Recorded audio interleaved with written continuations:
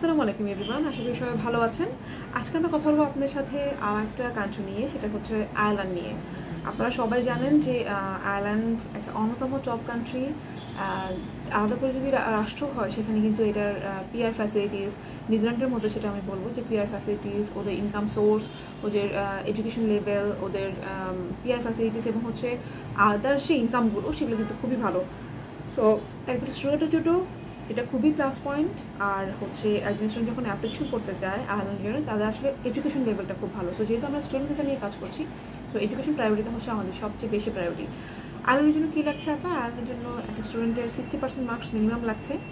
আর আপনার আইআইটিএসে 6.5 for the masters applicant, each ব্যান্ডে 6 থাকতে হবে।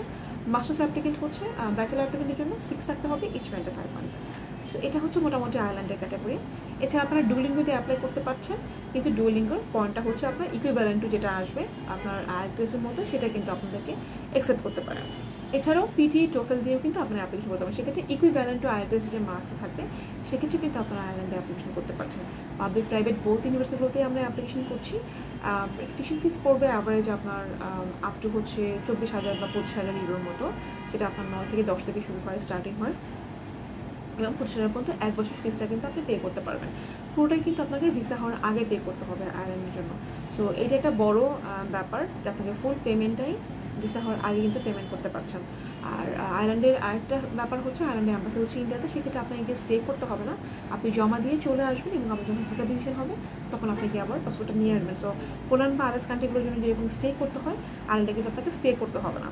সো এই যেটা ব্যাপার, আয়ারল্যান্ডের ব্যাঙ্ক স্টেটমেন্টের যদি কথা যদি বলি, আয়ারল্যান্ড আপনার একজন মাস্টার্স অ্যাপ্লিকেন্টের জন্য টিউশন ফিস এবং অ্যাকোমোডেশন মিলিয়ে 20 থেকে 30 লাখ টাকার মতো ব্যাঙ্ক স্টেটমেন্ট লাগবে।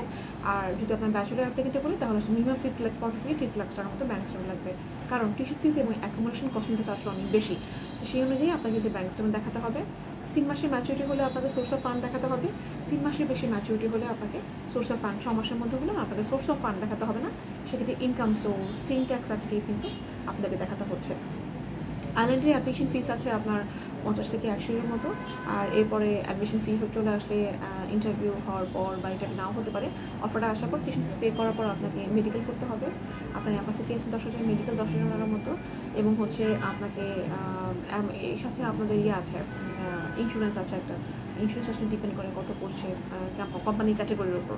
সো এটা আপনারা পে করতে পারবেন। আর যারা 2 থেকে 3 বছরের বেশি গ্যাপ আসলে খুব বেশি অ্যাকসেপ্টেবল না, মাস্টার জন্য আপনারা 5 থেকে 7 বছর বা 8 বছরের গ্যাপে কিন্তু অ্যাপ্লাই করতে পারেন। আর ব্যাচেলার জন্য আমরা বলবো 2 থেকে 3 বছরের বেশি গ্যাপে আপাতত না অ্যাপ্লাই করতে। সো এটা মোটামুটি জায়গা। আর ইনকাম সোর্সটা আসলে ভালো হতে হবে। আপনার স্পন্সর হতে পারবে যে কেউ, সেক্ষেত্রে আপনার তার সাথে আপনার রিলেশনশিপ সার্টিফিকেট দেখাতে হবে যে তার সাথে রিলেশন কী আছে, সেইভাবে কিন্তু আমাদের আসলে কাজটা করতে হবে। তো আয়ারল্যান্ড নিয়ে যে আপনারা প্ল্যান করছেন, তাদের ইনকাম সোর্স, তাদের আয়ারল্যান্ড নিয়ে কিন্তু আপনারা ভাবতে পারেন। আমার ফ্রেন্ডস কাছে আপনার সাথে আছি সহযোগিতা করার জন্য। যা যা করতে হবে আপনার রিকোয়েস্ট করবো, আপনারা সরাসরি আমাদের অফিসে ভিজিট করেন, তাহলে ডিটেলসে কথা বলা যায়।